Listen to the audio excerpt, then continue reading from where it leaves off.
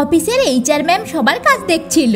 Ma'am এই মেয়েটিকে এসে বলে, তুমি কিছু নতুন ট্রাই করবে বলেছিলে না? মেয়েটি বলে, না আমি এখনো ট্রাই করছি। তখনই ম্যামের বাড়ি থেকে কল আসে। ম্যাম মেয়েটিকে বলে, আমি জানি তুমি পারবে। এই বলে ম্যাম বাড়ির কল রিসিভ করে। আসলে বাড়িতে ম্যামের ছোট্ট বেবি রয়েছে। কাজের মেয়ে জানায় বাচ্চার খাবার শেষ হয়ে গিয়েছে, তাই সে কান্না করছে। মা একদমই ভুলে গিয়েছিল কাজের চাপে, তাই তাড়াতাড়ি মা অর্ডার করে দেয়। তার কলিগ বন্ধু এসে বলে, তুই এত প্রেসার নিস না। ম্যাম বলে, হ্যাঁ আমার মাও বলেছিল এত তাড়াতাড়ি অফিস জয়েন না করতে। এই সবকিছু দূর থেকে ওই মেয়েটি শুনছিল।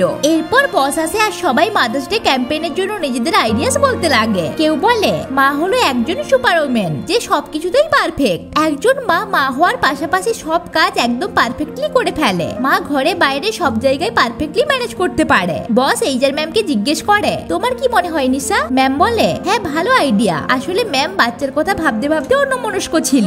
বস বলে, ঠিক আছে তাহলে এটাই ফাইনাল। তখনই সেই মেয়েটি বলে, আমার কিছু অপিনিয়ন রয়েছে। এরপর সে বলে, আমার মনে হয় একজন মায়ের পারফেক্ট হওয়াটা জরুরি নয়। আমরা কেন প্রেসার দেবো একজন মাকে যে 10টা হাত নিয়ে আসো সবকিছু পারফেক্টলি করো? It's okay. 10 নয়, যদি মা দুটো কাজই করে আর ওতেও যদি কোনো কমতি রয়ে যায়। ইটস ওকে যদি নিজে নিট পূরণ করতে গিয়ে টিফিন বানাতে না পারে। ইটস ওকে যদি স্কুলের পিটিএম এ না যেতে পারে বা হোমওয়ার্কের জবাব না দিতে পারে। ইটস ওকে যদি সে ডাইপার চেঞ্জ করতে ভুলে যায় বা বাচ্চার খাবার অর্ডার করতে ভুলে যায়। এটা শুনে এইচআর ম্যাম বুঝতে পারে সে আসলে তার কথাই বলছে। মেয়েটি বলে, একজন মা যদি পারফেক্ট নাও হয় তবুও পারফেক্টলি ওকে। এটা শুনে এইচআর ম্যাম খুবই ইমোশনাল হয়ে যায়। সবাই তার কথা শুনে একদম চুপ হয়ে যায়। বস ভীষণ খুশি হয় আর তার এই আইডিয়াস অ্যাপ্রুভ করে। সত্যি মা যেমনই হোক মা একদমই পারফেক্ট।